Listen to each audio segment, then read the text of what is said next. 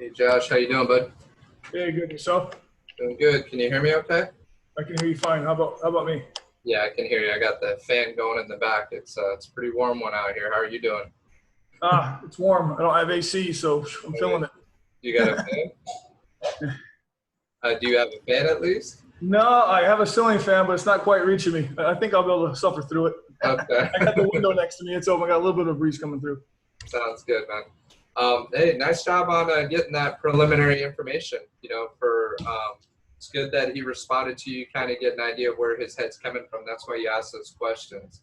And a lot of agents are kind of afraid to ask questions when it comes to money, when it comes to what is it that you're trying to net from the sale of the home. Those are key nuggets of information. Once you get it, then you know what you're working with. Try to come up with a game plan tailored towards what it is he's trying to accomplish. At the end of the day, if it meets what he wants and it meets what you're looking for, there's no reason why you don't get started on it. So that's why that pre-qual script is so important. If you see it in the script book, it's called pre-qual script number 1. There's a couple Okay. of them, but pre-qual script 1 is one that you want to practice. And you don't have to ask every question the way that Mike Ferry teaches you to do it. He's very direct, and I mean, literally, the very first question is, so when we meet on Monday at 2:00, do you plan to list your home with me if you feel comfortable with everything that I present? That's a pretty direct, straight to the point question, like, hey, are you going to work with me? And for some people, they like that and they respond well to it. It's not really my style, so I've never come out the gate swinging with that. I do believe you have to create enough value first before you go to close like that, because once you get that wall up, we talked about that relationship tension, the trust pull factor. It's really hard to get past that. You know what I mean? Like, you can tell as soon as you walk into the room if that lack of trust is there. And that's pretty common, especially you as a real estate agent walking into somebody else's house. They think that we get overpaid. I mean, he works in sales, so his guard's probably going to be up a little bit, just thinking he knows sales and people in sales. Right. But with that being said, it could also make things a lot easier if he likes what he sees, especially if we come prepared. We know what we're talking about, and we show them that we are the best people for the job. So before jumping into it, because we could definitely spend an hour, 2 hours just talking about this particular situation. It's great. It's great to apply and put into play right away, so we can kind of shift our training towards around the listing right now. And I'm glad I started off with the listing presentation last week, where we kind of did that overview with the group. And a lot of times it's, I think more mentors or more agents will try to focus on the buying side first, and really whatever action you got or whatever possibilities you have, you want to work with it. Right. And if you can learn how to be a strong listing agent out the gate, it's going to make you that much stronger on the buying side, and vice versa.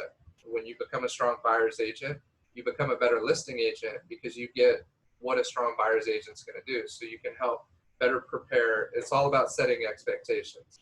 So asking questions, getting information, setting proper expectations. Right now I'm getting blown up by my sell on the Moore Park property. So trying not to be distracted with that, but No, I understand. If you have stuff to take care of, I can wait for a minute. no, we're good. Hopefully Yvette responds, because they're asking if seller disclosures have been sent out yet. So, we were on them pretty early this morning. We had so with disclosures, kind of with the timeline, and maybe that's, well, how much time do you have first before we get into it? Because I know it's getting close to dinner time, 4:30. Yeah, no, I'm available as long as you are. Okay. We can probably go 5:30. Usually when we do the coaching sessions, it's we shoot for 30 minutes. We try to get in, get out. It's very, kind of checking the pulse of what's happening in your business, right? Right. Since we're starting out early on in the training as well, we're going to spend a little bit more time, and I'm going to try to book at least an hour every time that we get together and do a session. If I have to cut it short, I'll let you know ahead of time. But I'm always going to plan to go about an hour. If we go a little bit later, we go a little bit later, right? Okay. Unless I have something pressing right after it. But right now it's just, we get, without getting into too much personal, my daughter Eliana, she's been having a temperature since like Saturday. She's doing a little bit better, but you know, trying to help Danielle out a little bit with that because, you know, we got the two other ones. You know how it is, man. Right. You know, so it's Yep. so other than that, you know, I'm pretty good. And then, you know, a few of these little things that I got to handle right after our call. So I'm going to try to keep it to about an hour. What I'm kind of envisioning just for today is we can go a few different routes. We can talk about prepping for the listing, just so that you feel good in terms of what you need to do to make sure that you're prepared. I looked over your CMA. I haven't run my own CMA on it yet. Just from looking at it, it looks pretty good. Just based on the text he sent, it's decent. The reason why I don't get overly excited on his text is because he's only budgeting roughly $20,000 in total for cost, which isn't realistic. Not on putting it on the MLS and representing both sides. Now, if you represented both sides, you could cut your commission and make it total that. But usually, just so you know, you probably have heard 5% is customary, 2.5%, 2.5%. Then you're looking at least another percent for closing costs. So when you're doing a quick rough estimate, if you got to do it on the fly, you know, you're thinking at least 6%. 6 times, you know, $600,000. Just at that already, you're at 36K. So we're off by about 16K. Now we may be able to make him an extra 16, but you can already see where he's thinking in commissions. He's probably thinking he's hoping for about 3.5% to 4%, and he's not realizing that there's probably title escrow, other costs that could come up that he can incur, like the home warranty. That's why you want to provide a net sheet. Now that you know what his payoff is, now that you know roughly what price he's got in mind, right? He's just saying north of it just so that he nets a certain amount. Once I know the net is one of the most important questions. What do you want to walk away with, right? And then if I got him on the phone or if I'm meeting in person for the first time, I'm going to ask questions like, okay, so, you know, tell me what it is. You mentioned that you're moving to Tennessee, right? It was Tennessee? You mentioned moving to Tennessee. You're hoping to be able to purchase with your next property. So are you looking to use all the proceeds to purchase your next home? And then he could say, yes, I'm hoping to pay cash, which he may have already said. Or he could say, you know, I only plan to put about $100,000 down, finance the rest. And then I also plan to pay a few other things. And you actually want to kind of start pressing at that point. Okay, what other things are you looking to pay off? Well, I got some back taxes. I got some medical bills. I got some credit cards I'd like to knock out, right? And he starts doing it, and you're literally, okay, so how much are the credit cards? About 30K. You're trying to get as much as you can. And again, could sound like an uncomfortable situation, but to me, this has sealed the deal. Not in only taking the listing, but when I needed to get to where I needed to be and after listing the home, I knew what I could do in terms of what I could drop the price to, how motivated this guy was or gal was, right? This family was, what extra hoops I had to jump through. So the more I know up front, the more I can help them accomplish everything it is that they're trying to do. So that's part of it. If they press back a little bit, I'm going to say, look, the reason why I'm asking these questions is, again, the more that I understand what it is you're trying to accomplish, the more likely I can succeed and meet your expectations, right? And be that agent that you're looking to hire. So most agents don't ask these questions, and most agents aren't going to get direct and truly try to find out, so what are your expectations in the agent that you're looking to hire? So the better you get at knowing what core questions to ask, there should be like 3 right out the gate that you know when you meet a seller, okay, ultimately, what are you trying to accomplish from the sale of the home? It's one of the biggest things. It sounds like common sense. Well, I'm trying to sell it. Well, no, you're trying to sell what's happened in your life or what's happened that is triggering us talking about potentially selling your home, right? Well, you know, taxes are getting crazy. The prices are high. I saw the neighbors sell at this amount. So I figured, you know, they're not going to be this high forever. So you want to hear their thought process. You want to hear their story. You want to hear their rationale. And the more that you uncover, now you're going to get what their motivation is. And even if they try to act, because up front, they're going to hold their cards close, typically, hold their cards close, not want to tell you what they're trying to net, not want to tell you their time frames. They all say, oh, I got all the time in the world. No need to sell. You know, no, they're playing poker, right?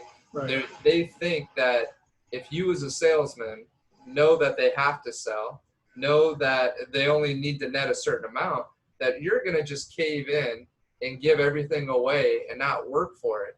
So they get very protective of that. And so this may sound like common sense, but this is, it's truly, when you understand that kind of mindset, it's easier to speak to them the way they want to be spoken to, get the information you need to get, and be very successful in doing it, you know? So that's why I try to spend a little bit more time talking about it, because, you know, once I understood the science to it, it's like clockwork.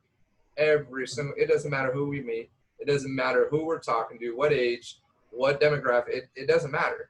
If you know you're going to go in and you're able to articulate and ask the questions that are necessary to get you the information you need to get, there is no reason why you don't take every single listing that you go on, every single listing appointment.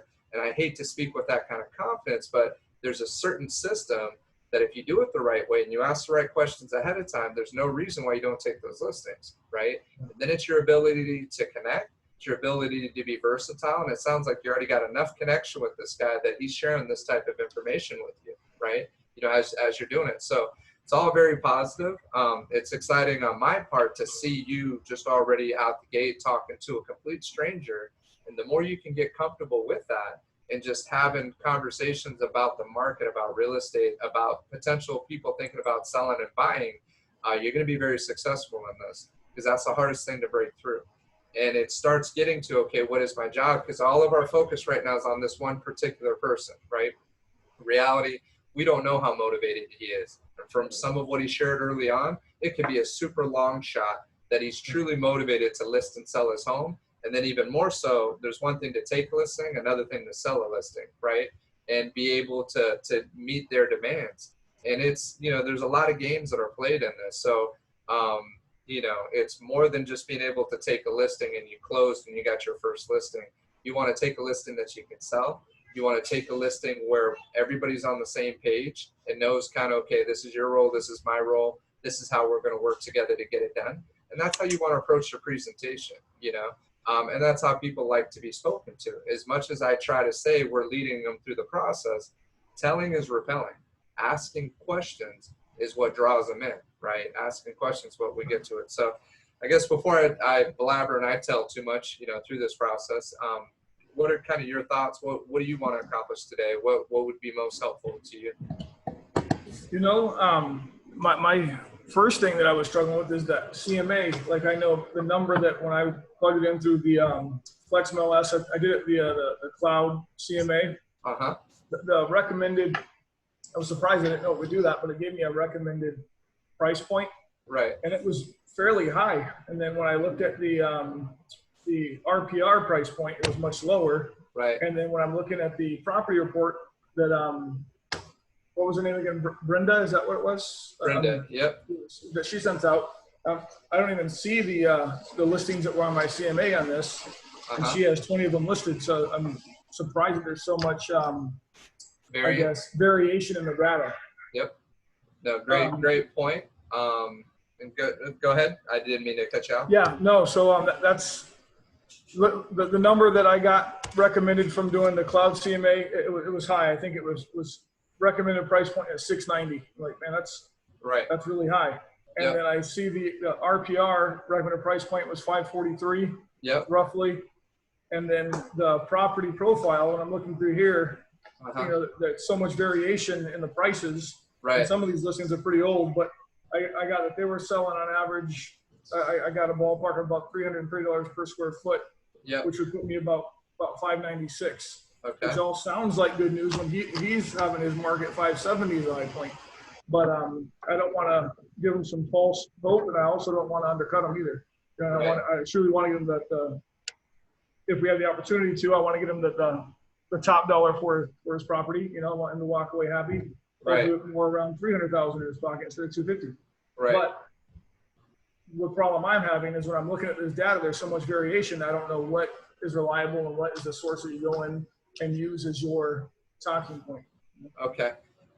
Just 1 second, because my client did try to call, so I'm just texting him that we're doing a coaching session right now. So let me just let him know.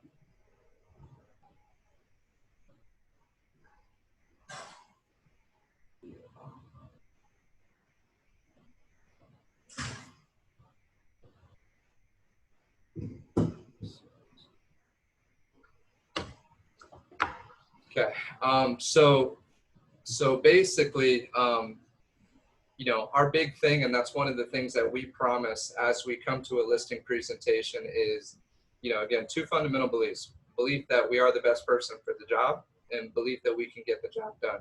So it's great to hear that, you know, you truly, sincerely want to make sure that you net this guy as much as you can. And in order to sell something, to be a good salesperson, right, which was always a negative, derogatory kind of name, at least with my family, with salespeople. Right. It wasn't something that it was, you know, if you were salesy, it's just like stay away. But what I've learned, and a lot of it really in the last 4 or 5 years, is our craft is the ability to, all right, let me just break it down the way John C. Maxwell does. There's 3 different things. You got leaders, you have people who are manipulative, and then you got people who are persuasive. What would you say is the difference between the 3? Between leaders, persuasive, and manipulators? Yep. I would say that probably, I guess that they're all probably ending in the same result at getting people to do what you need them to do, but it's probably the way in which you go about doing it. And if you have their best interest in mind, or if you're just trying to manipulate them so that way you can get what you want in the end. I think leaders do more than just manipulate.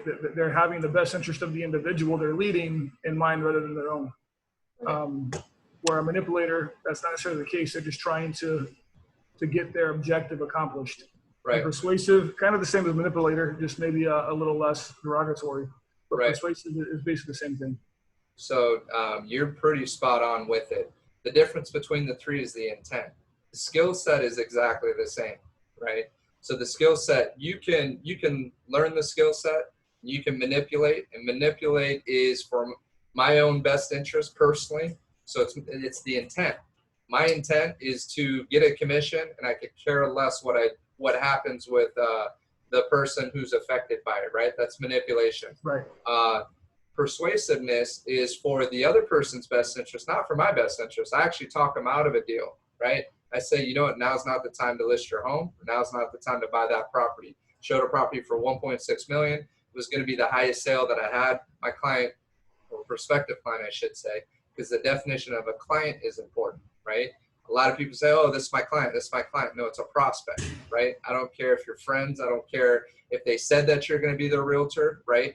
You have to define what a client is. You have to also define what a prospect is, and you got to understand the difference and when somebody truly becomes a client, right? And it's your definition, your understanding that also changes in terms of how effective you are at your job. Leadership now, getting back to that one. So persuasive is their best interest. Manipulation is my best interest. Leadership is both of our best interests. Right. Real estate, leadership is your ability to influence, nothing more, nothing less. The stronger you grow as a leader, the stronger your influence grows, the stronger that people are going to come to you when they're thinking of real estate, knowing that they're going to deal with one of the most challenging things that they're going to come across, right? And they're going to look to you to lead them through that tough process, right? You're the lighthouse to that. So leadership, we both benefit. We benefit, we get a commission. They benefit, they're going to make the most money that they can, right? So that's the key in terms of, you know, and I take the time to explain it because, you know, I remember even hearing things, being the oldest of 4 boys, coming again from my parents, and this is nothing negative on them, but, you know, my mom would just say, you know, Brandon, you've always been so manipulative with your brothers. And it's like, wow, Mom, you know, tell me how you really feel, right? And, you know, I took that as a slam, right? And then as I got, I guess, a better understanding, it was just, in my opinion, a poor choice of words. I've always had strong influence. I've always been very persuasive, right? And once I understood that was the skill set to learn how to, because what people do is they procrastinate. And in our business, especially in real estate, they hesitate. They overthink it. And hesitation in this market, you lose the listing, you lose selling for top dollar. If you hesitate and you wait a week too long, you miss that peak of the market. You hesitate in writing an offer, you're getting your butt kicked in a multiple offer situation. So if I'm not strong at what I do, my clients suffer, right? If I'm too passive, if I'm too just, hey, I don't want to offend anybody, I don't want to push anybody, I don't want to be persuasive, right? And if I don't believe in what it is that I'm trying to accomplish and do, then I can't sell it, right? And Tom Hopkins is one of the best that says that. He says, look, if you don't believe in what you're selling, then you're not good at what you're doing, or you're not going to be good at what you do. So when people feel buyer's remorse, it's because they felt manipulated, because they didn't feel that you had their best interest. That's when they feel buyer's remorse. But if they truly know that you got their best interest at heart, and that's sincerity of purpose, right? That's getting back to the Think and Grow Rich, Napoleon Hill. Right. If they can tell you're sincere, now you got their ear. Now they can judge and see, like, okay, this person really does have my back. This person is going to go to bat for me when things get tough, right? My clients, I'm feeling a little tension from them, and it's been tough and stressful. And talk about being slammed. I mean, you start working with for sale by owners, man.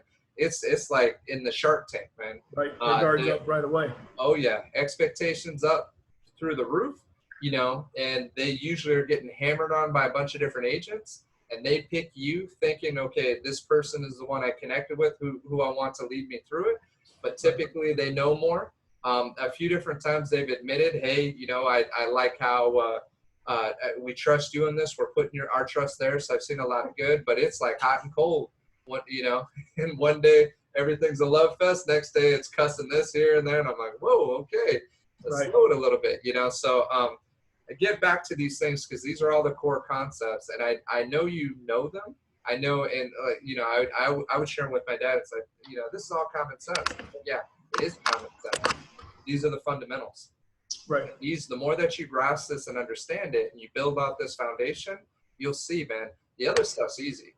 The other little things are easy. This is the core of how we do our business. Right. The reason why I know just in a short period of time that I do believe that you're going to be very successful in this business, that you are going to learn in this next year from what you shared with me in terms of your goals, and knowing that you can basically provide through real estate. I know it's very doable. And it's not just because you got a couple leads. That just shows your awareness level is already picking up. So now opportunities are going to start being attracted. The more that you know what it is exactly that you want, and you start doing activities on a regular basis to get you there, that's what I want to coach you with. So it's kind of tough because we're doing a little bit of, more training than coaching right now. But the coaching is helping you understand, okay, what do I need to do on a daily basis? To get you. You gave me some great advice the other day, because I was really trying to make sure I fully understood the contract in and out, and I wanted to know the process from A to Z. And I asked you, I said, where should I be focusing my effort? Is it, prospects, or is it learning what a realtor is all about? And I think your answer was something along the lines of, the time to learn is when you're doing it. You can't wait. You're going to have to learn it as you're doing it. I was a little bit afraid of doing that originally, because I did not want to be in a position where I gave somebody misinformation, or where I, didn't get them the best deal possible, whether it's a buyer or a seller. That I really wanted to know from A to Z. But I guess what made me accept that is, one, you telling it to me, and then also knowing that I kind of have you in my corner. Correct me if I'm wrong. My assumption is that it's going to be kind of your job to make sure I don't mess it up. Is that absolutely? No, that's absolutely right. And that's what gives me the confidence to move forward. Is like, no, I'm not going to fail. I'm kind of around people who've been doing this for a long time. You guys are not going to allow that to happen.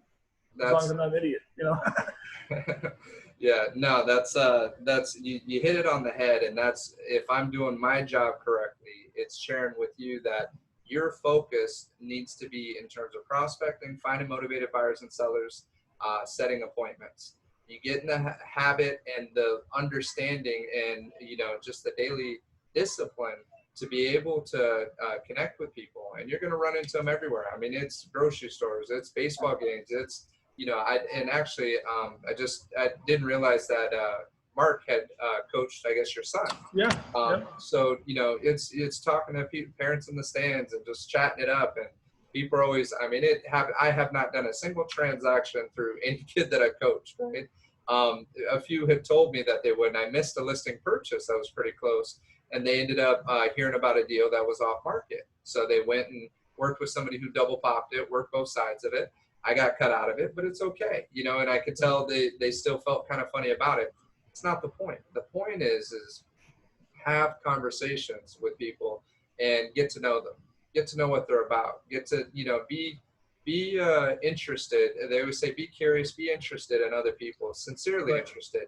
And the more that you are, the more they start asking, hey, so what is it that you do? Well, you know, I've served in the Navy, and this is what I'm currently doing. I'm actually working in real estate, you know, and you can share it. Say I work with the Ramies, and it's been awesome. You know, been doing a lot. You know, everything's busy, and surprised kind of how quickly things are coming together. But really enjoying, you know, what I'm doing. And if you ever hear of anybody that may be thinking about it, you know, I would love to have the opportunity to help them out.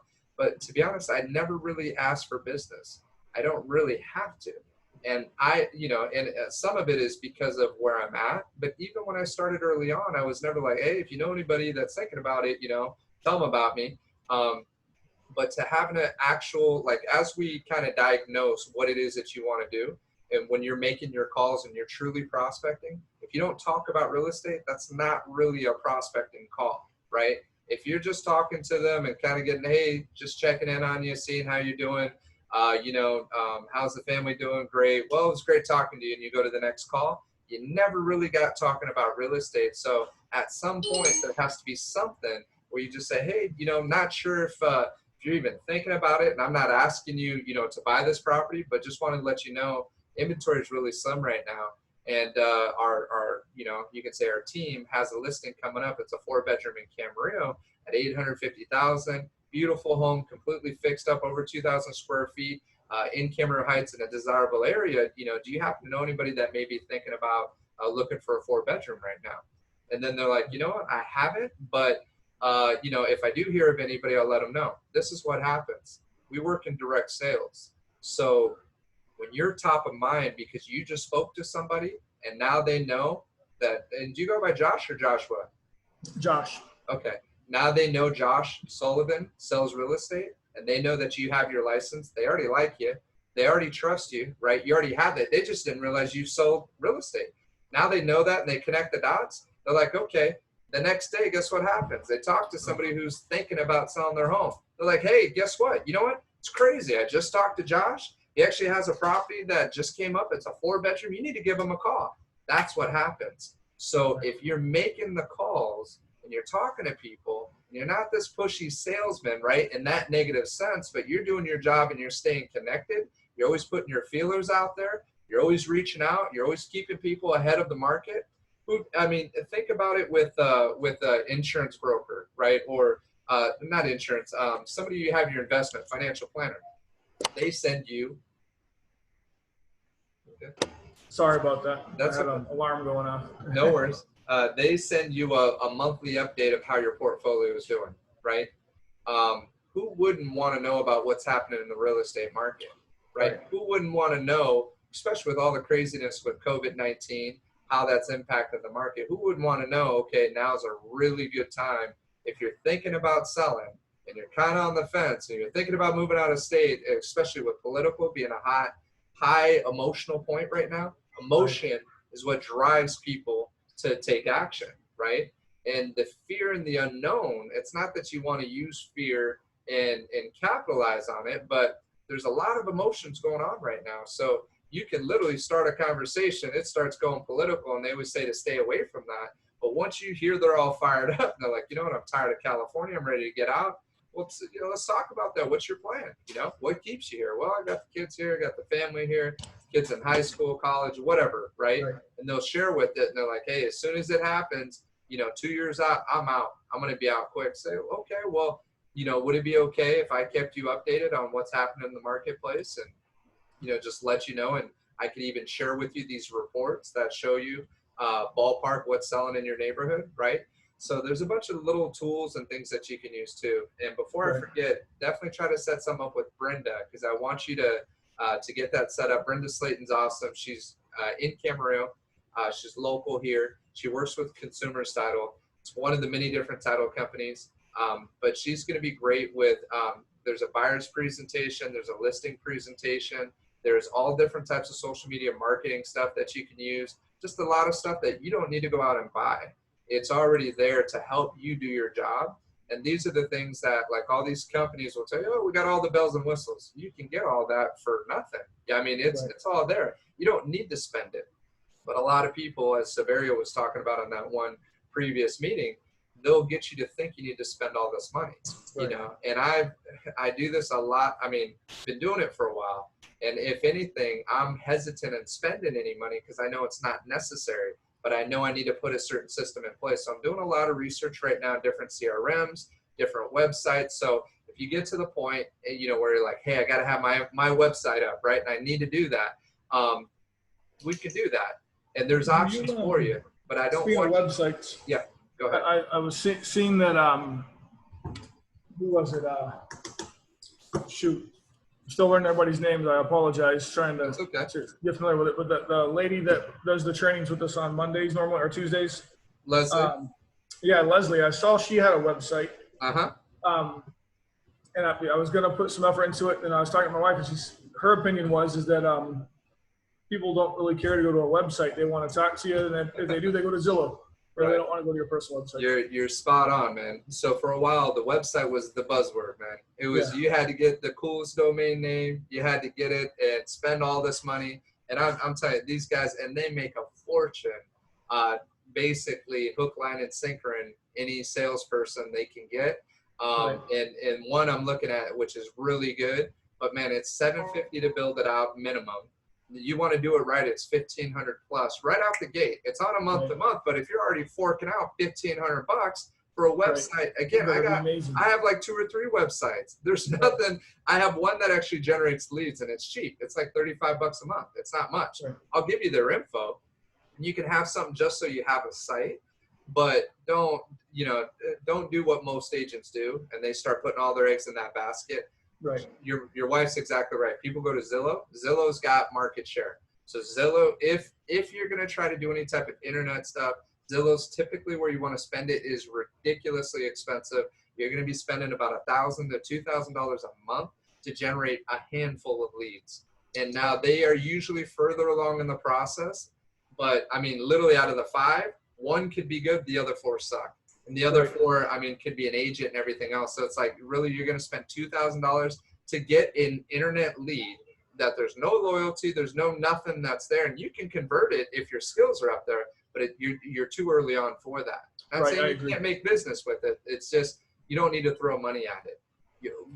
Build this organically. Talk to people, right? And then if you want to get into where you're starting to get leads, you already know that I'm working with a few agents. I'm ready to get you rolling with it. I want to teach you the right way. I don't want you to start just being, I don't want to say brainwashed, but just all tunnel vision on these internet leads, because you can focus all the time, energy in the world. Conversions like 1 to 3%. So taking 100 different leads that you're going to talk to hope to pop 1 to 3 deals. And again, that's if you're good. That's if your skill set's already getting up there. But you're doing a lot of calling, a lot of talking. I mean, it's good for volume to feel busy and that you're always doing something. But what you already did with those 2 contacts, I mean, one being family, the other one there, you're already ahead of the game, in terms of how most people starting out. So, you just family contact ended up being more of I did more of a sales pitch on that than I expected. Apparently I thought it was a for sure thing, but apparently he's been talking to a lady already quite a bit, and she's been pressuring him. Matter of fact, she wanted to come today to have him sign a listing agreement with her. And I said, look, you can do that if you want. And basically, I had to tell him I was interested in the business. You know what I mean? Like, if you allow me the opportunity, we'll get it sold. But he was convinced that, she already had it sold for him. She has a list of buyers, and, it's a done deal. And I basically told him, I said, well, just because it doesn't matter who you sign with, you're going to get the same exposure regardless. Those buyers are still going to be there. They still want it because it's an opportunity. Those buyers don't disappear just because she didn't list it. But I was very surprised that it was almost one of those things where he's like, it's just going to be too much work for you. We're just going to give it to this lady. So I was like, well, at least let me learn from it. You know what I mean? And he's not in a big rush. But you're talking about the guy on Monday? I'm talking about my father-in-law. Oh, your father? Yeah, my father-in-law made me work for it. The guy on Monday, I don't want to sound too confident, but I feel pretty good about that one. I talking with him, and we sit there for probably about 20, 30 minutes talking, and then kind of everything kind of lined up perfect, where I feel like we'll be able to do something for him, and I feel like he's motivated enough to actually move. Cool. So I feel pretty confident about that one, as long as I think once we show him the net sheet and show that if we can come up with the price that's going to get him what he's looking for, I think he'll be ready to roll. My concerns with that though is I see a few red flags, like the property profile she sent out as it listed a 4-bedroom, and then when I go onto the MLS from last time it sold, there was a note in there saying that it's only a 3-bedroom, even though the tax status says it's 4. That they did a renovation on it, and they converted one of the bedrooms into a dining room. So I expect that once we get there and take a look around, we might have a little bit of work cut out for us. But right. Did he share that? Did he share that? He did not share that yet. We haven't talked too much about the property other than the fact that he's done a lot of updates, and he still needs to put a backsplash on the kitchen. But after that, he says all new flooring, everything's kind of freshly updated, is what he said. Good. But yeah, he honestly, even for a guy that's in sales, he's actually in finance, but obviously finance guys do a little bit of sales as well. Right. He seemed very approachable and didn't have like the oh, I know your angle, you know what I mean? And he already anticipated a 6% commission. So as long as you're below that, I think he's going to be willing to talk. And then he said 6%. He did. Okay. He said so 6% standard, right? And I just told him, I said, well, you know, it's always negotiable, but that's not too far off from the norm, but it's negotiable. You know? Yeah. No, it's interesting because with the whole thing, 6%. So last guy he actually worked in finance. He was connected through my wife, and his wife is like really good friends with my wife. So anyways, first time they do something, they do it without us, and Danielle. Anyway, that doesn't matter. When he does work with us, we took it at a reduced commission to start with his friends.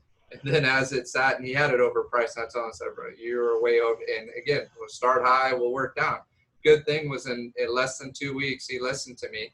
We dropped the price significantly. We started at $450, we dropped it to $430, and that was much more in line. So as soon as I got it to $430, I got a multiple offer. I had first guy come in low. I ended up representing both sides. So I saved him some commission, but he, as soon as we drop it, he said, all right, he's also going rate 6%, right? He's, I want you to get full commission on this. Plus I want you to get every basically shark out there in terms of agent. I want every agent coming hard at this reduced price, so 6%. I said, let's do it. So as a buddy, he actually wanted me to make more commission. He knew, he's like, all right, let's go.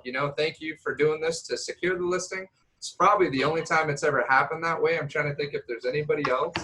Most others will try to save their money where they can save it. Right. But he knew. I think also working in the sales industry. So this guy could be similar with that. You know what I mean? Right. That's kind of, he said too. So I don't expect nobody to work for free. I said, well, I said, basically told him I'm in a position where me personally, I'm not doing it for the money at this point. I'm doing it for the experience. Right. But I do have a requirement that my broker requires a certain percentage. Right. So I'm not going to flex on that. But we'll see what we can do. Cool. But so I don't anticipate it being much of an issue. He said, basically, he's speaking all the language like he's serious, ready to move forward. So it should be good. We'll see. Knock on wood, right? I'm sure things change, in a moment's notice, but we'll see how it goes. Right. Yeah. Yeah. No. And with your father-in-law, I mean, we can talk about it more on another conversation. I don't know how soon they're going to do something, and that's where timing does become important. Just so you know, for future. Even going out to Monday, a lot can happen from now till Monday. So the earliest you can, when you set appointments, typically you want to set it within 48 hours from when you're making the call. Okay. If you go longer than 48 hours, there's a higher probability that they're going to reschedule. And usually if you set, say, 4 appointments, 50% are going to reschedule. So, your goal is to set 1 appointment a day to go on roughly 2 to 3 appointments a week, meeting people. You're doing that on a regular basis. That's actually the formula to do 24 transactions in a year. You're doing 24 in a year, you're already in the top 10%, top 5-10% of real estate agents. You know what I mean? So that's huge, at least for Ventura County. Other parts of the country, you're probably scraping by. Like you're just doing enough. You're doing a couple deals a month.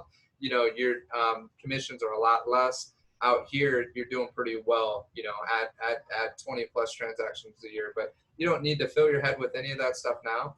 More of it is, okay, what do I need to do on a regular basis? And I just want to keep emphasizing, continue to talk to people, continue setting it. don't put all your eggs in the baskets of your in-law that, as you're seeing, they're already leaning towards going with this other lady who's making. Well, no, that's the thing that they told me. They called the lady and they said that sorry, my son-in-law just became a real estate agent and we got to give him the opportunity. Cool. So they gave me the deal, but I was shocked that I had to work as hard as you did. I had to try as hard as I did to convince them to give me a shot. Well, that's good. And it's good that, and I don't want to say it's good they made you work for it, but you can never think anything's in the bag. And sometimes, even with family, they're going to be protective of you and know that it's a tough situation. And maybe on a liability standpoint, they feel more comfortable just believing what it is that she had said. But just know that that's the line in terms of a whole pool of buyers. Redfin uses, all these different brokerages and agents say it.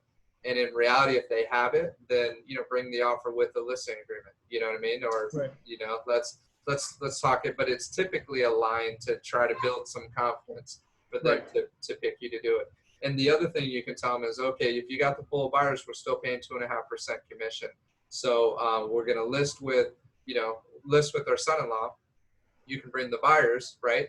And you already know about the property, so bring them right out the gate, and you can still get paid your 2.5% commission. It shouldn't change, right?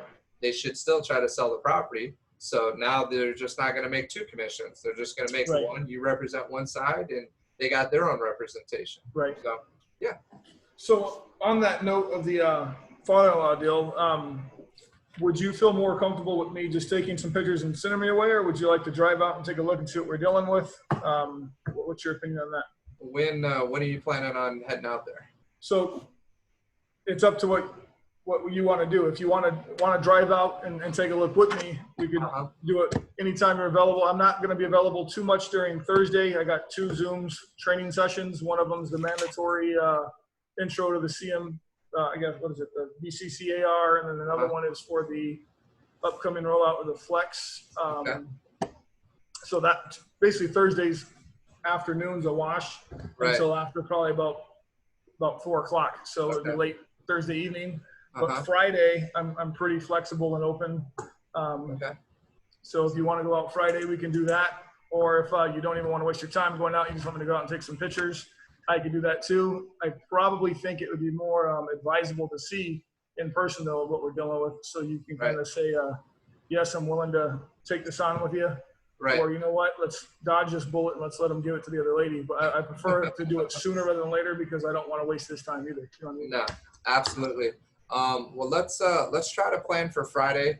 Friday I should be good. I need to just double check with Danielle like she brought something up for tomorrow morning for the school stuff. So as long as I'm good Friday, I just have a 9 o'clock. I'll be done by 10:30ish usually. Nothing else is set right after that. Not as of right now from what I'm seeing in my written calendar. Do you keep a daily planner, like a written? I do. I'm trying to, normally when I'm at my office, I have a good setup where I can write everything down in ink, but I'm trying to transition to this digital calendar here. So, so I can bring it with me everywhere I go. But yeah, my Friday calendar is pretty open.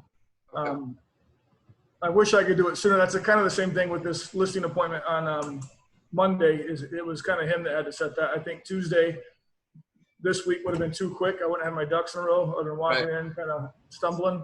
So the next earliest opportunity was Monday, and he wasn't interested in doing it during the week because he has long working hours. Yeah, and it's common with car sales for Monday to be the open day as well. He's not the first person I've heard that from. You said 2 o'clock on Monday? Yes. Well, Monday for ours is at 2 o'clock. Yes. And then if you want to do Friday to go out to San Fernando Valley, to Hung area and look at this house, this is my father-in-law's. We could do that anytime you want on Friday. You just tell me when, and I'll let him know we're coming. Okay. If we do it, I'd rather try to do it earlier, so we can try to beat, as much of the traffic. Yeah. So hopefully we can head out by about 11 o'clock latest. Get out there and then, try to beat that 3 o'clock traffic coming on the way back, ideally. So what you should do if you're going out there is your AVID, your agent visual inspection disclosure. So that's something that you want to do in person where you walk through, and I can show you how to do that. It's in your car forms. So you're going to create a transaction folder for for this property. And then I'm guessing I should probably bring the whole agent representation agreement and all that kind of stuff also. Yeah, I mean, you can send it to them. I mean, by e-signature. If do they have email access? They're a little old-fashioned. They'd be more comfortable. Then we'll print it all out. Yeah, we'll print it and have it all ready to go. So if you can, as some of your homework, from today is having your listing agreement ready to go, right? So the key forms: disclosure regarding agency relationship. That automatically prints out on your residential listing agreement. So RLA is the acronym, and it's the exclusive right to sell. So RLA, and then you're also going to have something. It's a coronavirus addendum to the listing agreement. So just type in Corona, or like as you start with Corona, you'll see one that goes to the listing agreement. That's an addendum that goes with it. So you need to print that one out. Then you're also going to have the Veteran Home Services addendum. So you'll print that out. Where would I get the Veteran Home Services? I'm assuming that's not going to be on the. It's not on there. I'll email you the latest. Okay. So if my mom hasn't already sent it, I'll email it to you. Yeah, I haven't gotten it from your mom yet. No. Yep. I honestly haven't been checking in with them on a routine basis. Should I be? No. You're okay. I mean, you got everything set up, right? I mean, Veteran Home. One thing I have not done yet is I have not paid them their my premium for my E&O. Okay. They asked me to do that when my signs were finished. Right. So I haven't heard anything back yet as far as the signs being done. Okay. So I still have not paid my E&O, which kind of concerns me a little bit, like as I'm going on these listing presentations and I screw something up. Absolutely. Definitely. So you're paying it up front and getting the signs? I am, yes. Yeah, well, that's great, especially with these opportunities coming up right now. So that's good to hear. So just whenever you get a chance, you just want to, square that off with them. As soon as it is available, they'll have the signs ready to go. So, I mean, we had some generics. We have mine in the meantime as well if you need to use it until yours are made, and then you can put yours up. And just know any calls that come, there's not a lot of sign calls that typically come in. Now, your property out in Tahunga, you may get some sign calls depending on where it's located, right? Depending. But just because it's kind of one of those unique properties, especially at the price point, more so though, you're going to get activity off online. Unfortunately, Zillow and all these companies make so much money off of stealing the leads and then selling them for advertising. So it's pretty rare that you even get direct contact from it. But every once in a while, and I'll show you a couple little things you can do. If you haven't built your Zillow profile yet, you should do that. Build your Zillow profile. You have to pay for the profile to be listed? No, that's free. And then put your phone number in the remarks when you're doing your agent description, your bio. Put your phone number in there somewhere at some point, and I do that. And every once in a while, I'll get a phone call. They'll look up my bio, they'll see my number, and they'll call me directly. And then people have actually clicked on me, but I have the past sales, I got the reviews, and if you like, I could even assign you under as a part of my team.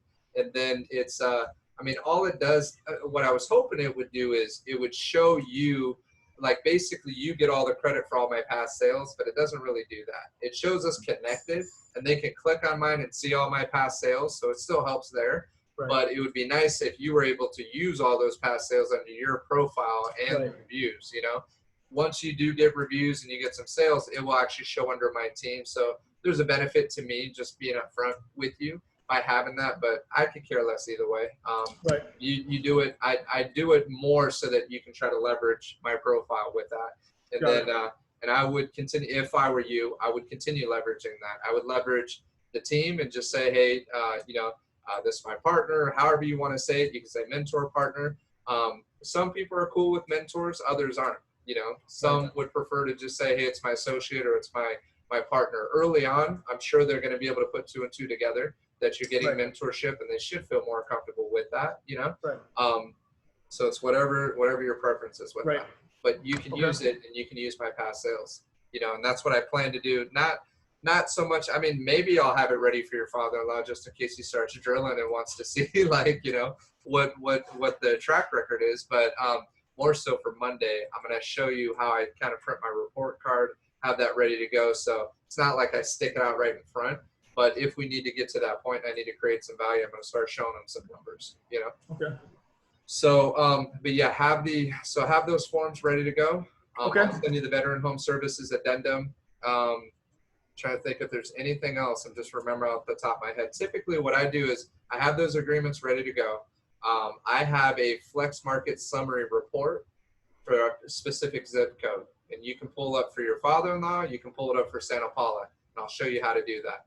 And then when you print that out, that's going to be the last complete month. So we're in August. So after the end of this month, you'll have the month of August to pull. But right now, the latest you can pull is July. And then you pull it up for one zip code, and it's going to show all the activity that's happened in that zip code for that month. And then that's how you're going to be able to show what's most recently happened in the marketplace to help them make sure that they price right and they net the most from the sale of their home. So that data is key. And a lot of times when people are trying to shop you and they're trying to hit you on commission, they don't see the value you bring. Once you start talking those kinds of numbers, they can't pull those numbers up from anywhere. So this is something that you can kind of pull some of the secret sauce and show it to them and explain it to them in a way that makes sense to them so they understand the urgency of why they need to list sooner than later. Okay? Got it. So it's that Flex Market Summary Report, all those contracts. I do my own report card that I print out. And to be honest, that's it. That's all I need. Now, many agents and brokers feel they have to have this very extravagant listing presentation. I know that you don't need to. Your presentation is your conversation.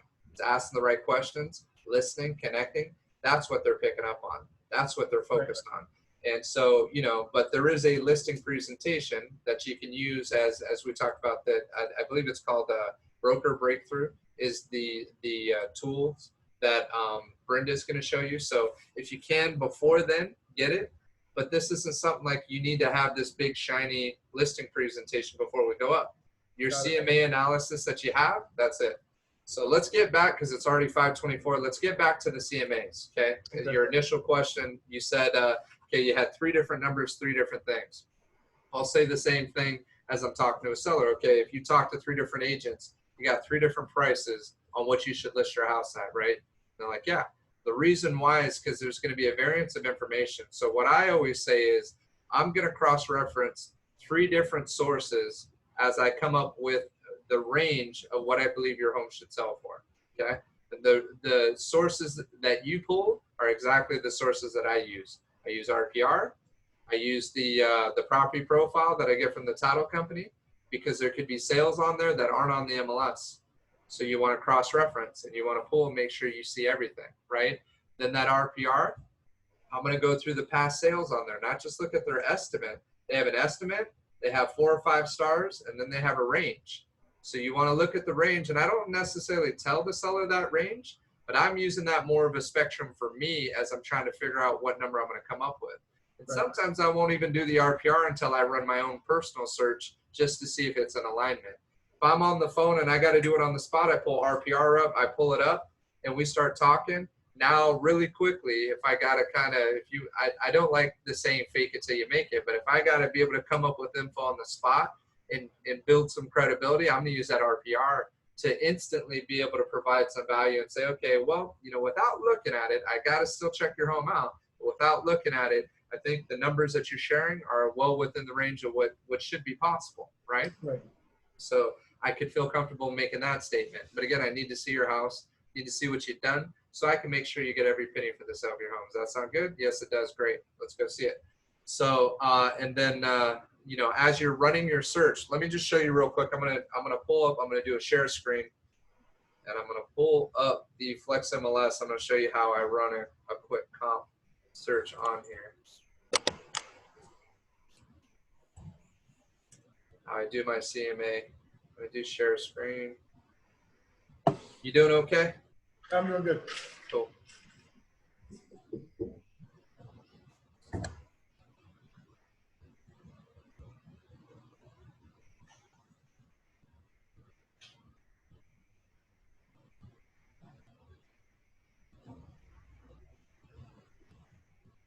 Okay. So the first thing you're going to do, you can see my screen? I can, yeah. Okay. We're going to go to quick search. So I go to quick search. This is, if you're going to run any kind of search on any, if you want to pull price points, whatever, this is where you're normally going to run most of your searches. Okay. If I'm doing a CMA search, have you played with this at all? Have you ran any searches? I have very little, but honestly, the few times I played with it, I end up getting kind of lost or overwhelmed because every button's new to me. Right. So I'm definitely not bored yet with it. Okay. Well, what I'm gonna show you, it's gonna take a little bit longer, but I'm gonna show you just a couple quick tips so you know what to do as you're running searches for properties, whatever. Up here, you got your search bar. So up here, if I need to start typing, so what was the address of the property? Do you have the address? For the one on Monday or for my father-in-law's? Monday. It's 760 Fillmore Street. Okay.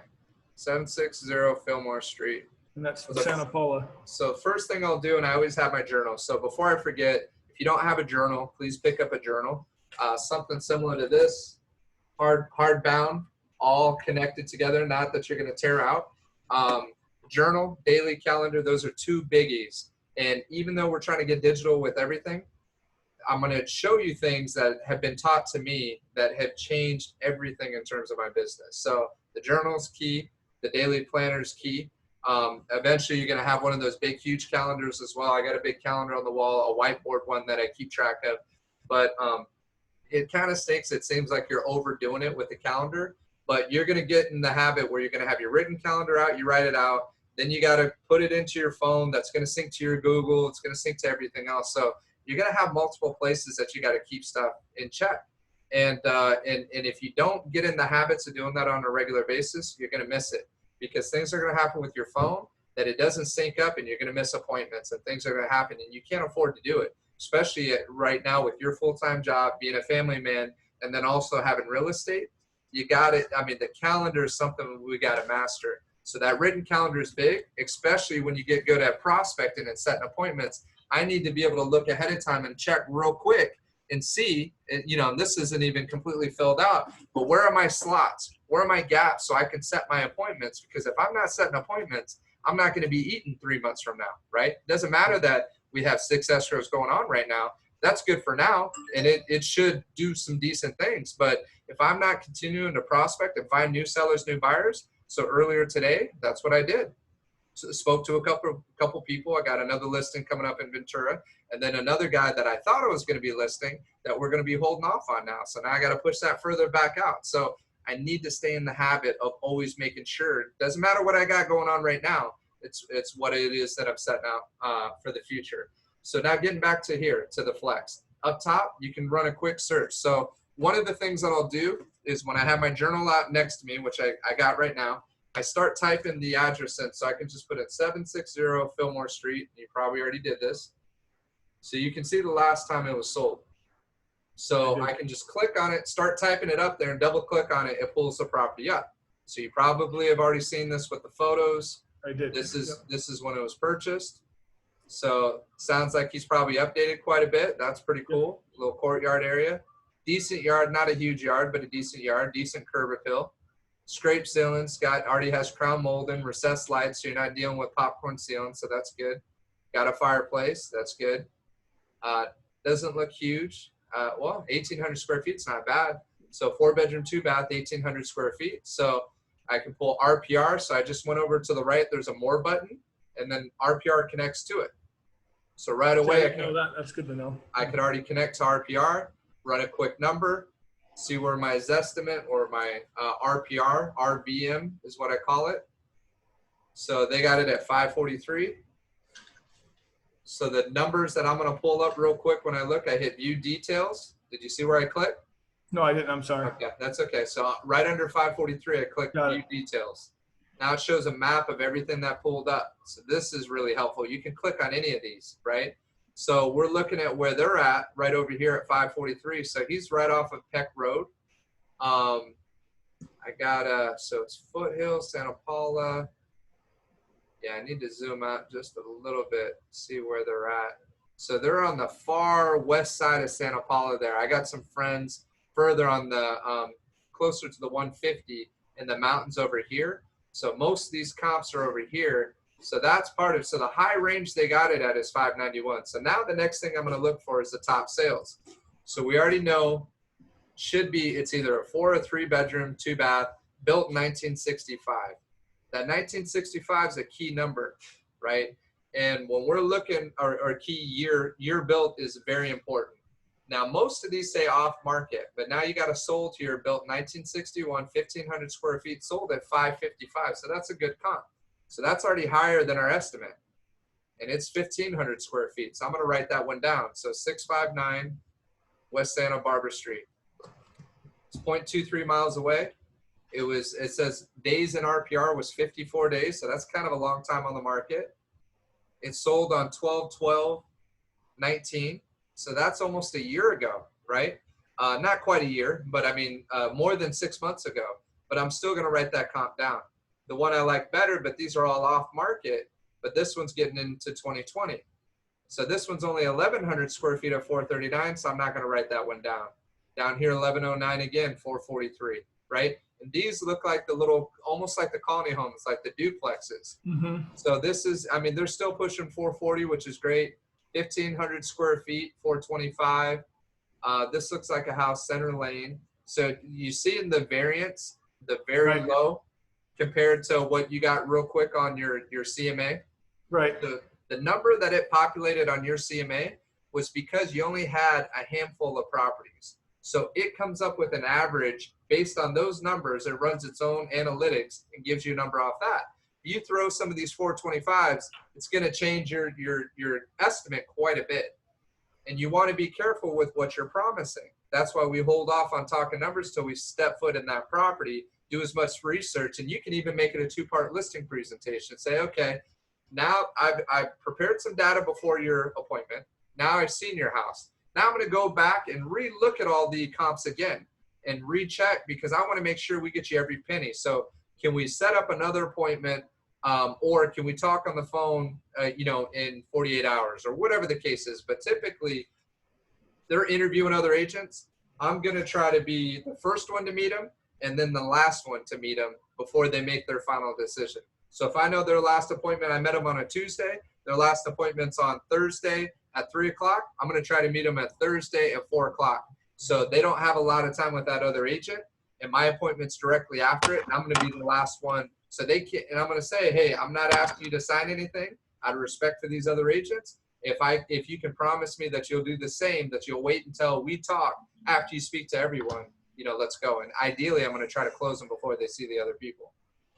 So a little bit more information, so as we go down here, so to be honest, not a lot of good comps on here. The only really good one you got is at West Santa Barbara Street at 659. Let's see where it's at. It's at 0.23 miles away. So, and it should be a different color than the silver. Silver's typically off market. See how it says off market? That's not a real comp. Well, it says sold date in 2019. So it probably didn't sell at 551. So that was 12/12. All right, that's all. This is the one we want to see. So maybe a little bit better location. Sold at 555. Well, way nicer. Inside. See, that's 555 at the end of last year, and it still took over 50 days. So this is a really important comp here. You see what they did? I mean, that's a beautiful property. Now, the market is better now than when that sold at the end of the year. So that gives you some hope that we can push higher than that. But this is going to be one that I'm going to check the client's expectations in terms of trying to go overboard. Okay? Right. So this is what you're looking for. You're trying to find, okay, what's truly the high end. We may be able to push it, but we need them to see this and talk about this property before we actually decide on what we're going to do. Okay. So now let me go back. So I showed you just real quick how you pull it up. The other thing I'll do is I'll just type in Fillmore Street.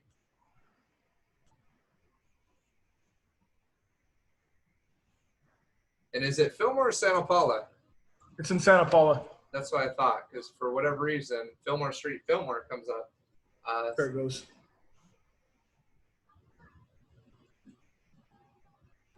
So the reason why I do this is I want to see any others that have closed directly on that street just recently. So that's 768. So this is just a few houses down. So it rented at 2,600, but that's good info. So 2,600 per month rental, 3 + 2, 1,829 square feet. Again, just gives you more information on the neighborhood. If he's curious about renting, you can tell him that. If a investor is thinking about buying here, you can let him know. One recently rented at 2,600 a month. Okay, so that's 768 just down the street. One closed at, so this is Santa Paula Street, Fillmore. We want Fillmore Street, so 768, that closed. See if this is the sale. No, another rental. So not a whole lot of activity, at least on this street. The last sale was his sale at 760. So not a lot of activity on that particular street. Now I'm going to go back to the quick search. Okay. Again, this is usually my hub. When I run all my searches, I run it off of here. But we're going to do something. It's not to confuse you. If I'm running a comp search, this is what you need to know. So I hit close here. Then I go down to that bottom where that thumbtack is. Do you see that? I do. Okay. So now I'm going to type. This is how you run the right map search for comps. If you go the other way, it doesn't work as well for whatever reason. So this is kind of a secret in terms of knowing how to get here. And this is probably the one thing I had to show more agents than anything else was how to run this comp search. So I type the address in and I hit locate, and then it's going to pull directly where that property is. Hit use this location. Okay. Now you can just run a radius search. That's fine. You can run a radius search. It does a mile out. A mile out is going to be all of Santa Paula. But what I typically do is I go out. Well, first I want to see and make sure that I'm looking at the same types of properties. But if I'm trying to pull every comp to make sure that I get him the most money that I can get him, I don't want to miss any comps. Now down here, this is all newer construction. Can you see my cursor down here? I can. Yeah, that's newer construction down in this area. So that's where you're seeing the newer 2000, whatever built. We need something in the 1960s to have to compare an apple to an apple. So then I go down to this bottom polygram, and then I'm going to just click up here so I don't miss anything. I'm going to go all the way over. I'm going to start big, and if I need to narrow it down, then I'll narrow it down. Or you can even start smaller and then go out if you need to, whatever you prefer. But you want to make sure you got a decent amount of comps. So now that I got the map, which is covering most of Santa Paula there, right? So this is going to be a pretty broad range. Now I'm going to hit the command button on this is on a MacBook, and I hit active under contract. It's got coming soon, pending, closed, expired. So I got everything I need on. I'm clicking everything, and it automatically defaults to the last 6 months. So too many things, 88 things popped up. So what I can do is I can refine it a little bit.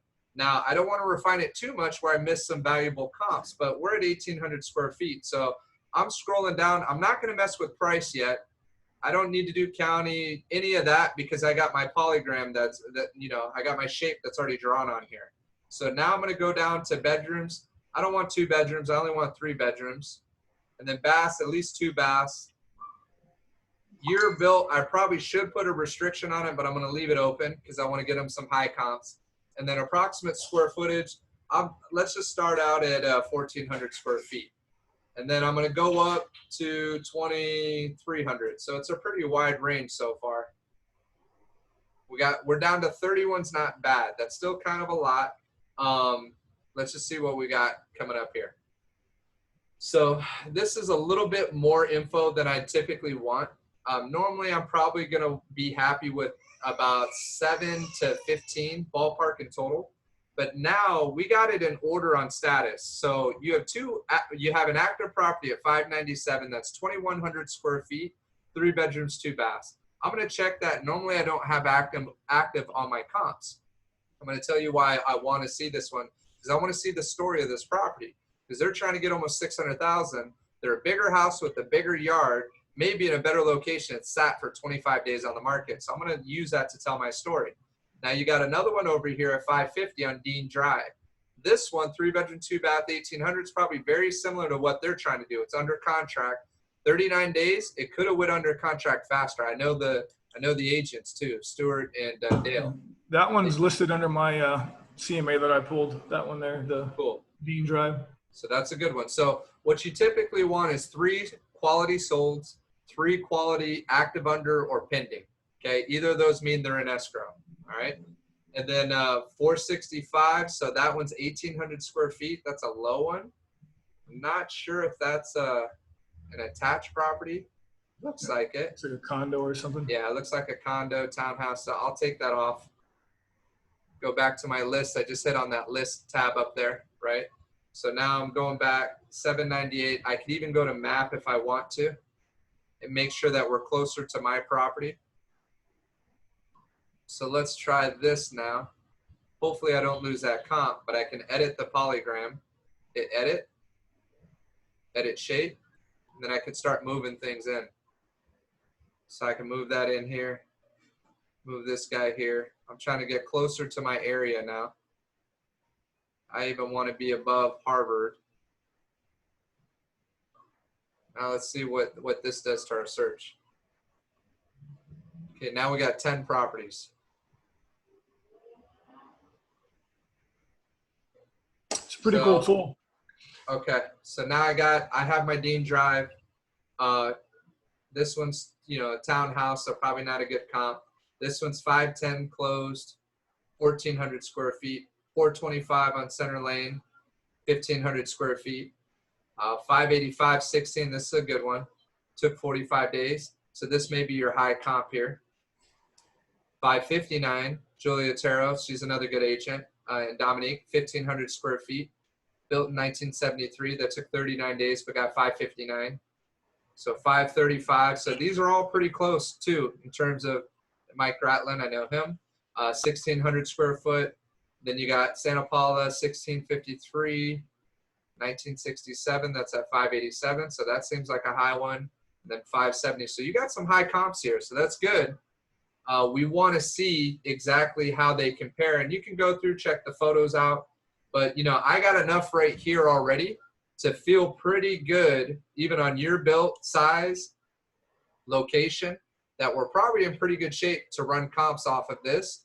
And then eventually what I would do is I'm going to go through all the photos and really familiar, you know, just get as familiar as you can so that you know that you're comparing the house in the right way. And you don't want to tell somebody, hey, this house is so much better than your house.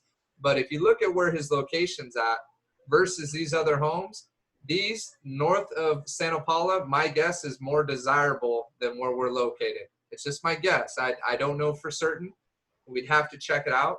I got a good friend that knows about the schools, and I know they said they either wanted to be on the far west side of Santa Paula or they wanted to be on the east side where they're at. They didn't want to be in the middle. So I did see that his house backs up to the elementary school there, so he has no neighbors behind him. He just has the school. Okay, but the school can be a downside as well, especially being right across the street with traffic and other things like that. So that could be something that hits us. It's not a true cul-de-sac. It looks like it's a through street. It is good that he doesn't have neighbors behind him, especially right now, everybody's virtual, you know, so all you got is neighbors across the street. So just trying to look at the other comps that we're looking at here, because these are some high ones, like this one up here. Well, that's at 510. I actually thought that was going to be higher. That one's 587. So that's your big boy right here. Well, this is getting up towards the hills. So it's just a better location. That's pushing almost 600K. Close 622. I think his square footage is more than that one though, right? Isn't this one only like 1,600 or something like that? Only 1,653. Yeah, so you got 18. A little bit better on the square footage, but it's probably a better neighborhood location is my guess. Right. Looks decent inside. It's got popcorn ceiling. It's got some updates, but still need to scrape the ceiling. Some old stuff. So it's more location for that, but I would still try to use that comp. So that's your Munger Street here. So as you see, I mean, this does kind of become a science in terms of knowing which comps to use, which ones not to use. But I think this is a pretty fair assessment. 585, let's see this one here. This one's completely done. So you know what? You may have enough comps in the area. That's clean for the yard too. Nice little setup there. Yep. It's got looks like, no, that's not a barbecue. I thought it was a built-in. Yeah, it's a clean house though. Looks good. 559 here.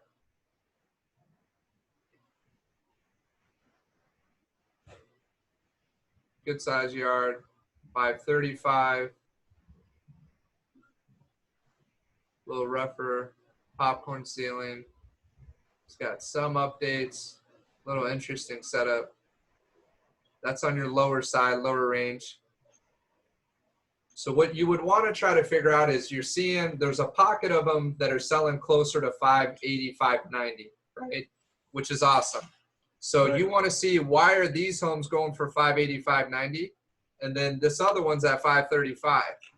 So why did that one go at 535? Everything else is at 580, 590. So let's see where that's at on the map. Yeah, how long did it sit on the market? Maybe they underpriced it and it sold quickly. You know, I don't know. Could have been. Let's see, 34 days on the market. Yeah, They listed at 525, so it went 10 over. It's Mike Gratlin. He could have priced it low. He did do a showings, sellers motivated, review all. So he did a timeline. So he tried to create a bidding war. It's around 6/11 May. Trying to think in terms of showings. Still wasn't as hot as it is right now, but it's probably. I mean, the lot size is closer. 16. It's a newer build. Let's see where it's at on the map. Trying to see. Do you see the Southwick? I'm trying to see exactly where that's at because it's not a. It'd be great. You could click on it and it would light up the map for you, wouldn't it? Yeah, I think it's right there. Yep, that's Southwick. Yep. Okay, so it's not too far from where we're at. See it right there? Yeah. It is north of the Santa Paula, so that's at 535. Then you got this one here is at 425. See, that's a super low one. So you got two low ones. This one's probably definitely a fixer. It's at 228.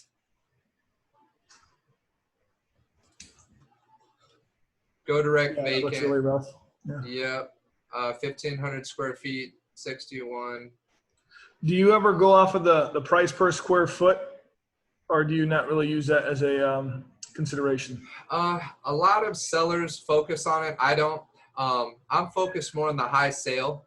Price per square foot could help. It can, you know, at times I'll pull it in just to see where it roughly puts me. More of it is knowing where to price the home based on how the property shows, what your competition is, what a buyer is willing to pay at this part of the market. So even the comps, you can over focus too much on the comps. And in reality, if a cash buyer is willing to pay more, then you're going to get more than what the comps are. Then you could have undersold it being too focused on the comps, thinking you're going to finance when you could have went all cash. So, or not even all cash, 20% down, you can get an appraisal waiver with 20% down conventional. So, so it is as long as it's right in line. But yeah, this one is super low. It was on the market forever. It's a fixer for sure. Not qualify for FHA, VA financing. So it only had a certain amount. So this one's kind of I don't know if I would necessarily let that one weigh it down. You got many more that are north of 535, so that's a good sign. So 535, you're looking on the low side. And I would say you're probably at 550 on the low right now. Upward potential, I would guess you're probably somewhere between, this is another one, center lane, so that's the same street. This guy got 570, so that's good. This one's dialed in. Yep. When did that one sell? I'm not seeing it. So that one closed recent, 7/14/2020. So that's good. Freddie Crosco sold it, so he's a good agent. Kim Wynn listed it. I don't know Kim. Let's see what they got. So they listed at 615, sold at 570. So wow. Yeah, they went high, 1,700 square feet, did a lot of work to it. How many days was it on the market? I didn't. That one was on 27 days. Wow. They must not have had any activity. Owner spent $100,000 worth of upgrades. So they went nuts on this one and didn't get it, you know what I mean, in terms of what they were hoping for. So that's a 570 sale. So 17. My opinion, so it's pretty close to the same square footage too. What he should have done is he should have listed at about 575 to 590 and likely would have got closer to his number. Probably sat for 27 days. And Freddie's a good agent. He came in and just lowballed it, just seeing what they would do, and was hard pressure knowing he had no competition. They were overpriced. And that's what happened. So this is a good example to show. So the 302, I would be telling the story with this one. Yeah, it's a good idea. Say, hey, look, if you price it too high, we run the risk of, you know, having to sell below asking. Yep. Yeah, that's a good strategy. So, but, you know, in reality, probably should have got for that size and all those updates that were done, and it looks nice from the outside, probably should have got somewhere between 580 and 590 for that property. So, and this is a recent sale, 714. Yeah, 714. What was it at? 20. So this comp's going to be heavily used. So 570 is probably, I mean, you may go higher than that, but I would probably keep it between 550 and 570. And I would probably price it, if it were me, about 565 to 569. And this is already without even stepping foot in, just based off these sales. May be able to go higher. We saw that one active that was close to 600,000. So you come in at 570, you're gonna get some traction quick. It could turn into a multiple, maybe go out 580, 590. You should have the comps to support it. So now what I would do is two things. One, I print the one-line CMA. I just want to make sure I don't got the bad comps on there, the low ones. Even though sometimes it's good for them to see it. 410, because it kind of changes your average a little bit. So they see the average sold price at 538. That 425 is really slanting it though. So that's at 538. So, but your low range is 535. That would be a low sale. He's going to do north of 550 for sure. I mean, I'm pretty certain just based off of just what you shared in terms of the updates that were done and that. So 550 to 570. You can leave it like this. Just print this out. Well, I'm saving it first. So this is called CMA one line 760 Fillmore Street.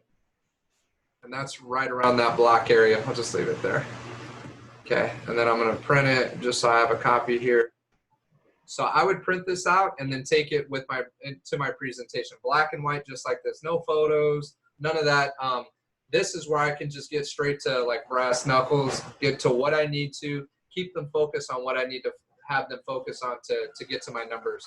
To be honest, a lot of times once I do enough of my conversation and I can tell I got them exactly where everybody's feeling good about things, I'm going to get straight to prices and numbers and start showing them how I came up with the number I would recommend listing their house at. And it typically doesn't take more than this. If I can tell they're really pushing me on a price and they're not so, you know, they're just like, oh no, I still want to go out left field, then I'm going to work a little bit harder. Now I'm going to start showing some photos, start showing some history, start telling a little bit more of stories, personal experience for them to follow my lead. And ultimately, if they don't, sometimes I'll just take the listing, even though they're going high, and I'll just say, look, I'll take it on this condition. We see after a couple weeks that we're not getting the activity that we were expecting to get, and then we need to adjust the price after 2 weeks. Otherwise, it's just going to sit on the market, and you're going to do exactly what happened in that situation where they came in at $570,000.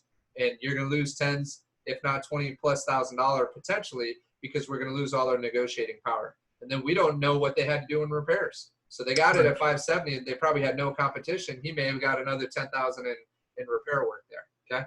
So just printed that out. The other thing is doing what you did, like the CloudCMA, but I'm going to take off this 425. I'll leave on the 530, the 510. That's pretty low, but we can leave it just to keep it fair. And then just do the CloudCMA just like you did. So if I'm going to print something, have a little bit more, I can do CloudCMA. See, it's going to make me fill everything out. Take a little bit more time. Do you know the client's name? I do. It's Claudio. That's it's CLAUDIO. And his last name is Nakaru. It's NACRUR. Okay. And then the address again was 760 Fillmore. Yes. Street, Santa Paula, and then it already automatically filled it in. Property subtype, just single family or ranch style. We got ranch, single family residence. If you have a photo, you can add it here. It says quick and dirty. I'm using these exact listings. Then I'm going to hit fetch listings. Should be it. I'm curious what it'll show as your recommended price after pulling those listings in, because I got all my listings from the CloudCMA also. Yeah, and see that 597 is the high sale in the area, so he'll like just seeing it just to help give him a higher value on there. And in reality, in this market, we should be able to push it a little bit higher to that. So it says set price, price guide. I haven't put it what my range, so it puts average 561, high 591. Did you have one automatically populate? I left mine blank so we could discuss it with the potential client when we're there and write it in as my thought process on it. Okay. And then I did write down the number that it told me at the end when I was getting ready to publish the report, that you get to look at it before it's finalized. Right. And it showed me the recommended price point based off of the CloudCMA. Right. But I just wrote that number down. But I didn't write it in or type it in. I figured it's something that I don't know. I've never done this before, but my thought is it'd be something that the customer would feel more comfortable being part of and agreeing to the price rather than coming in there with it written down already. Yeah, no. Sometimes I'll have a range in there, and it's just a range that I'm going to say, hey, this is what I came up with before seeing your house. Obviously, now seeing it, it's you know, you got a beautiful home. It's going to be a lot more to it than that. All right, so where did you get that logo at? I know my logo, it doesn't have the Veteran Home Services written on it. I think it just has like a generic, just the house. Yeah, I created one. I'll share it with you. Thanks. I just stole the one I have off of your dad's signature line on his email. Yeah, no worries. Well, it's better than nothing, right? Right. So let's see I'm just curious what number they came up with. Yeah, so it's pretty clean. And this is a pretty clean still. If you went in with this as your presentation, you'd be fine. The comps are the most important thing. There's a few other little kind of bubblegum pages is what we used to call it, that certain brokerages have that talk about pricing, right, which I've already seen on here. As well as where buyers come from and just little things like that. But to be honest, I don't spend a whole lot of time talking to people. These are testimonials that I have on here, and you're welcome to use them. It helps. I didn't see their estimate, so I was trying to see. I think it was down towards, I think where I saw it was under the how accurate. You had your 3 tabs, and you can do your at the top. It says basically you pull in your listings out that says customize. When you click on that tab, it gives you a list of everything that's going to be in the report. Right. And then it was listed there. Okay. So are you talking about on this actual report, or yeah, while you're creating it? It's right before you go to this view, when you're still trying to build the report, there's the 3 like little hyperlink things at the top of the the page is where I think it's titled customize, and you click on that, and then it shows maybe if you could just go back to the Cloud CMA tab and then click on that one under, and then edit, and then under customize at the top right here, point, like you can see where I'm pointing, right there. Yeah. And then I think it was down towards the bottom that was saying online valuation. No, you know what? Maybe it was on mine because it looks like you have yours set up to the menu items that you like to have in your report. And mine was a little different, but. So it's got a price guide and net sheet. It gives us. Yeah, there you go. Price guide. Okay. Show recommended price on there. So, don't see a recommended yet, but yeah, I know it was right before the net sheet when I was looking at it. Like it was a different tab. It had the net sheet, and then below that, it had like a little eyeball so you can see what it looks like when you open it. Yeah. And then it was where I saw it was the price guide, and then it had net sheet. Okay. So the net sheet was very generic though. It was like it put in there very minimal as far as for taxes and minimal for home inspection and warranty and that kind of stuff.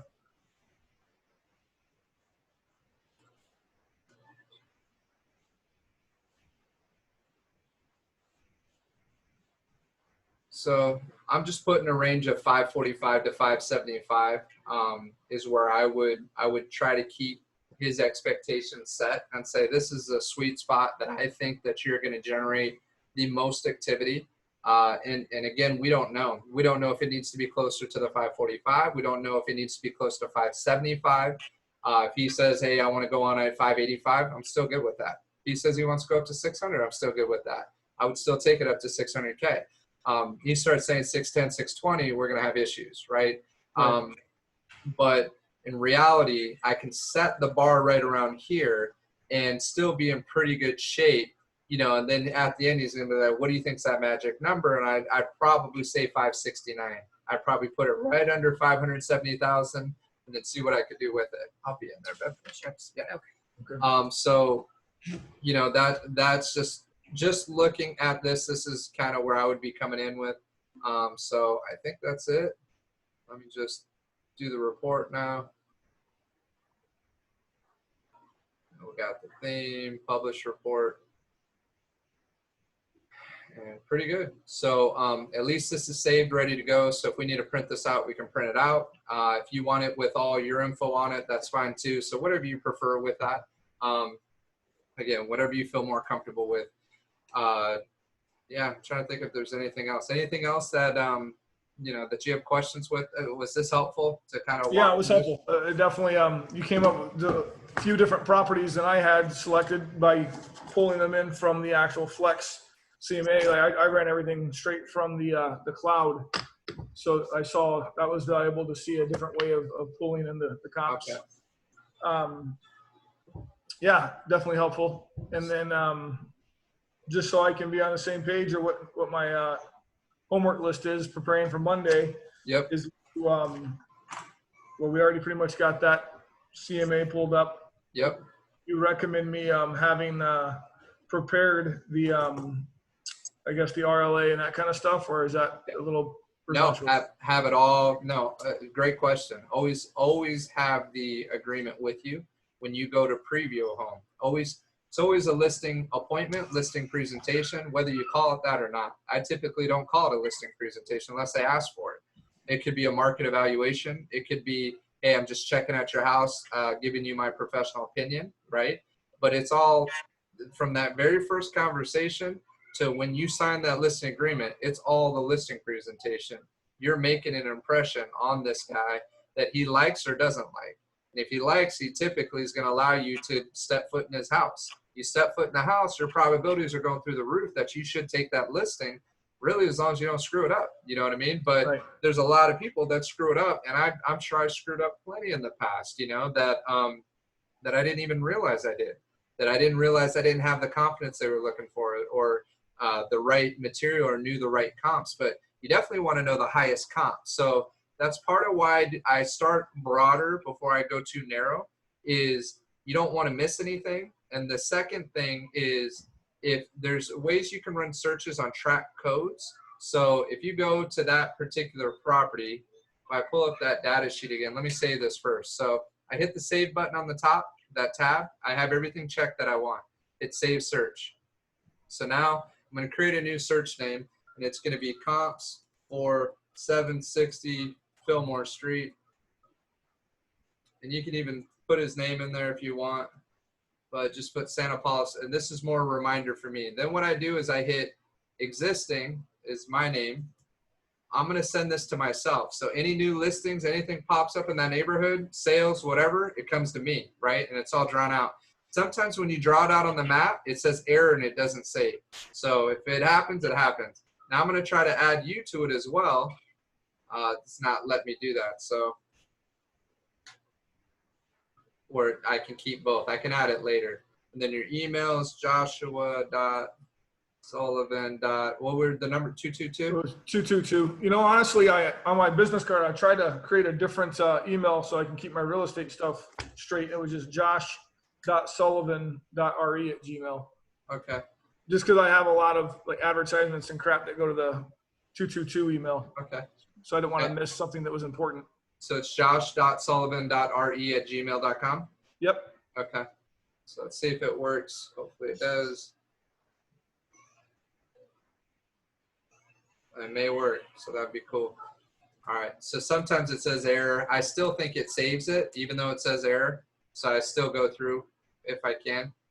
So then subjects, you got to put it in again, 760 Fillmore, comps. And what this does is if anything pops up, it kind of gives you a notice. Yep, automatically emails it, so you may have already got it.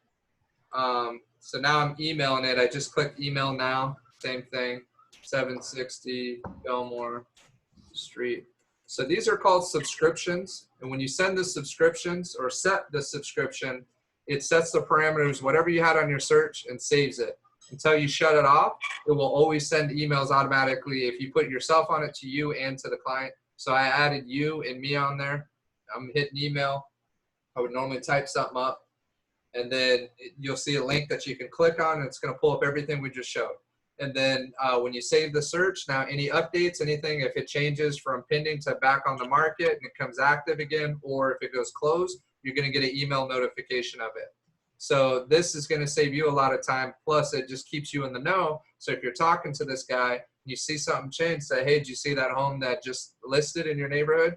Well, that one came in super low. It could potentially hurt, but hopefully it goes quick, and then, you know, we're back on the market, right?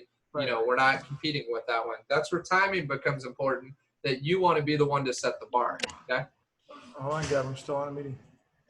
So hopefully that helps, and then just play around with the search. Go to the quick search and just get to, so just if I'm running a general search, if I'm looking, let's just say this guy wants to buy in Camarillo up to 800,000. So I go straight to, it's under active, type in 800K, leave minimum open.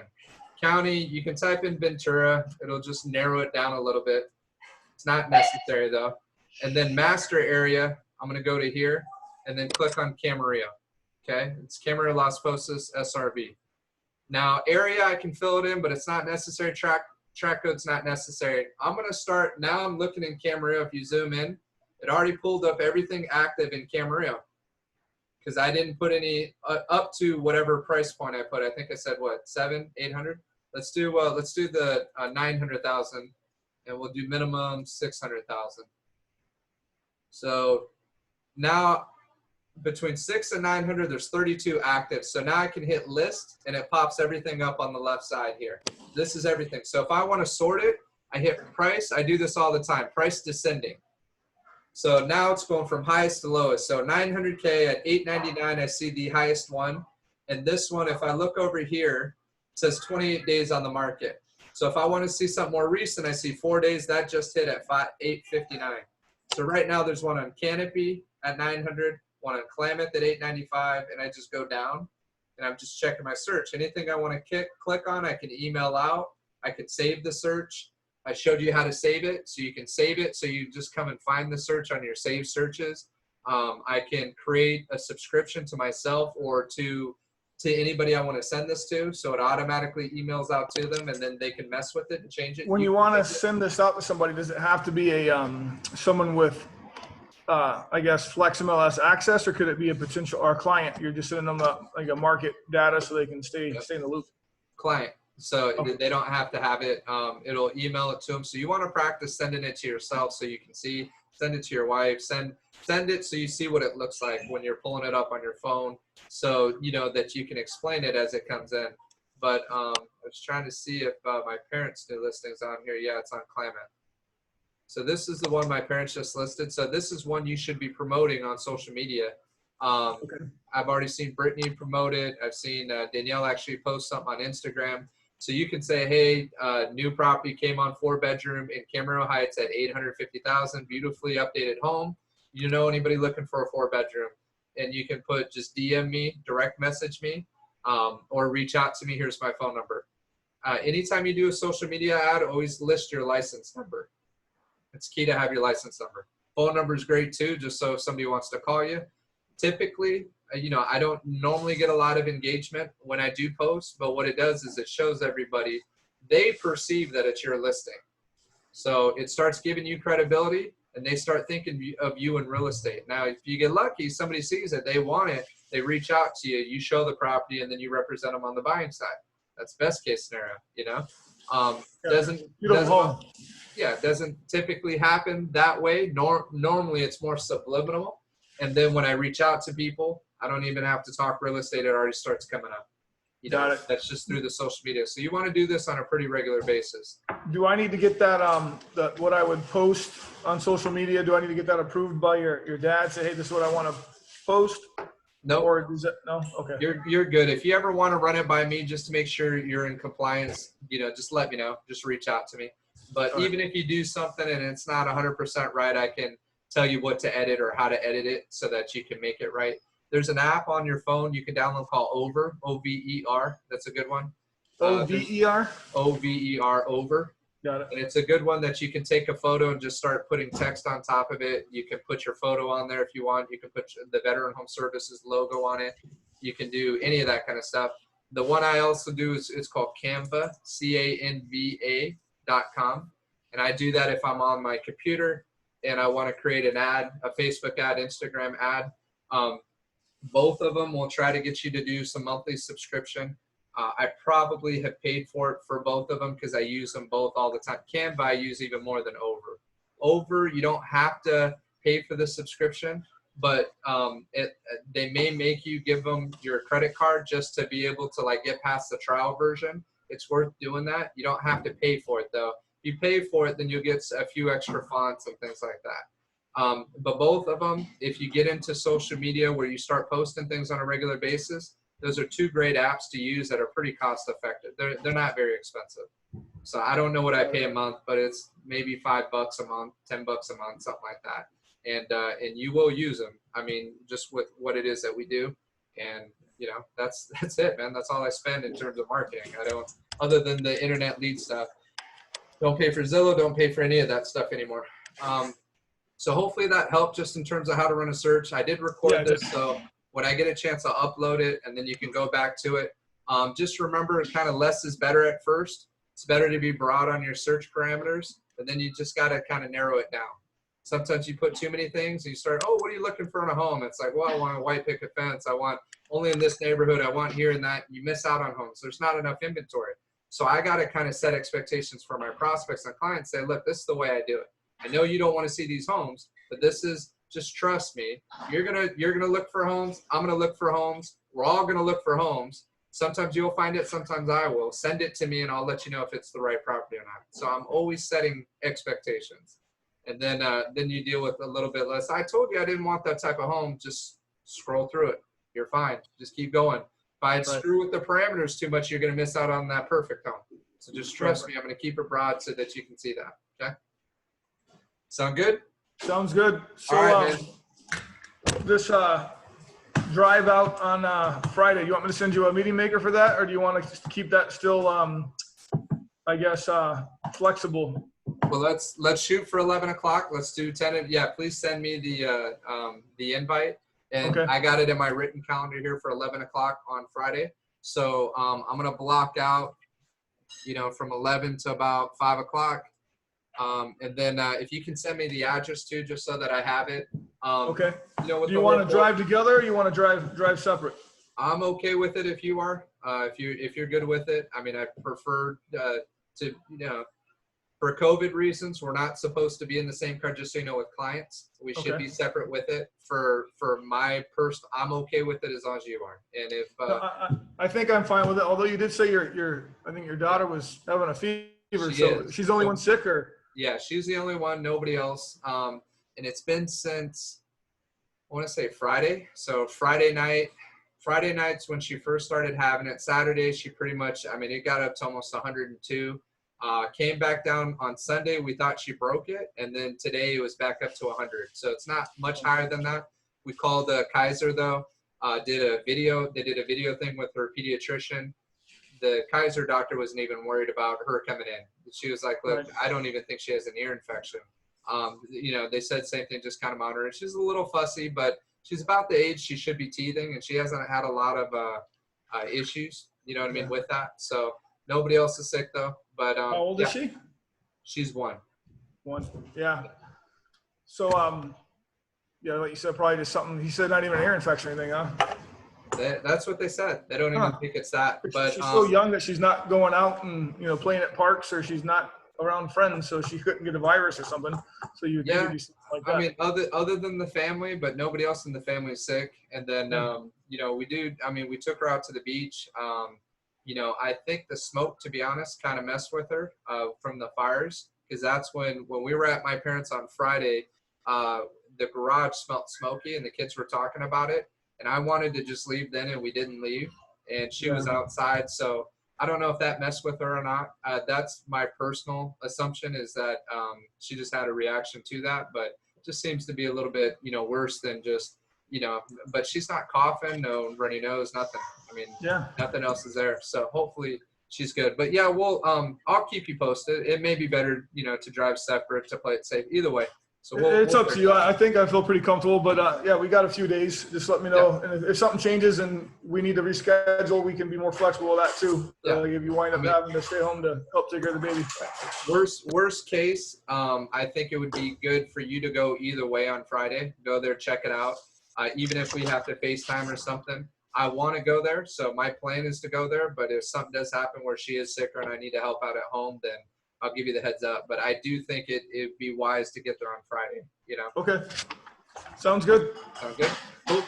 All right, man. Well, hey, thanks for all the info. Appreciate it. Yeah, no problem. You have a good one, and we'll be in touch, I guess, before Friday. Sounds good. Have a good night. Take care. Bye. Bye.